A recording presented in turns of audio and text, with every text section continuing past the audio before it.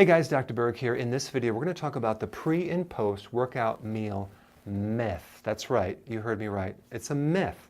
Now, I know so many people have told you you need to eat before the workout or after to basically replace your glycogen reserve or build more muscle mass. So let's talk about each one in depth. Number one, what is a glycogen reserve? You have a certain storage of sugar in your muscle. So glycogen is the storage of sugar. It's in the liver, it's also in your muscles, okay? It's not a lot. If you were to work out, it's going to be tapped out in about a half hour, okay? And then after that, you're going to be burning fat. So why in the heck would you ever want to eat anything sweet before, during, and after a workout, right? That doesn't make sense. Because if the goal is to burn fat, then we have to burn off the sugar before we get to the fat, because that's how the body works. So everything after half hour is all sugar, and then after that is fat burning, okay? So the other thing is that if you were going to eat high concentrated protein, like whey protein, the more concentrated that protein is, the more it will also trigger insulin.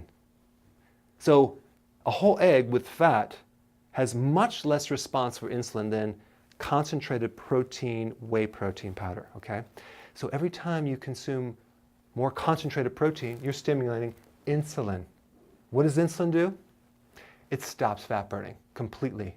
So every time you're doing the protein, you're actually raising insulin. In fact, every time you eat, you stimulate insulin. So why would you ever want to eat around your workout?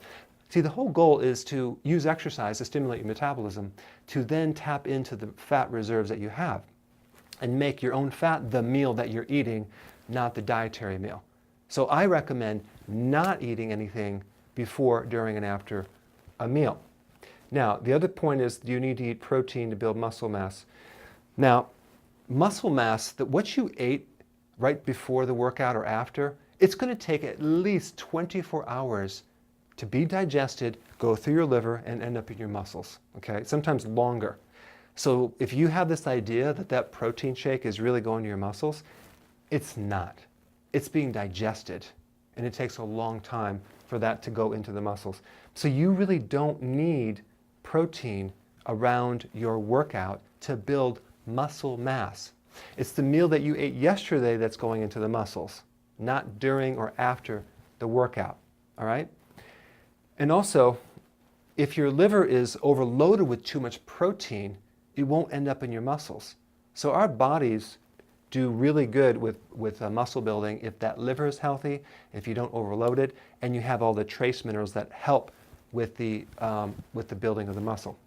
So what we want to do is we want to avoid insulin, because insulin nullifies growth hormone. So take a look at this. When you exercise, you induce a stress event that breaks down your muscles, it burns up sugar in the muscles, and then you're going to eventually stop. And then your body's going to recover. During the recovery process is where your digestion's occurring, where your body is building back up, where it's using fat. So if you eat during this process, you are going to slow down your benefits of weight loss and muscle building. And there's some exceptions, I'll get to that. So the point is that the benefits of exercise actually occur 24 to 48 hours after you work out in the deep sleep. So a much better strategy would be to focus on getting a better sleep and not eating anything before, during, and after a workout, okay? Now, the exception is if you're an athlete. The exception is if you work out twice a day and you're a huge bodybuilder. The exception is if you're doing marathon or long distance running. The exception is that, let's say you're a diabetic and you're having massive blood sugar fluctuations, okay? I'm talking about the average person who's trying to lose weight, okay? So in summary, we want to stimulate growth hormone.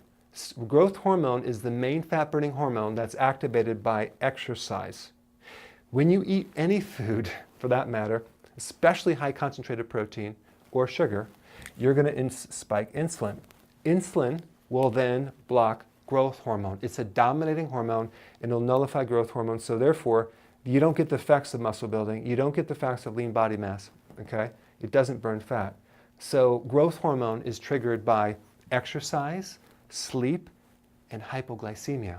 So we want to exercise to tap out our sugar reserves, creating a lower hypo effect of our sugar, hypoglycemia effect, not a bad hypoglycemic, but just a lower blood sugar, to keep this growth hormone active so we can really benefit from that workout, okay?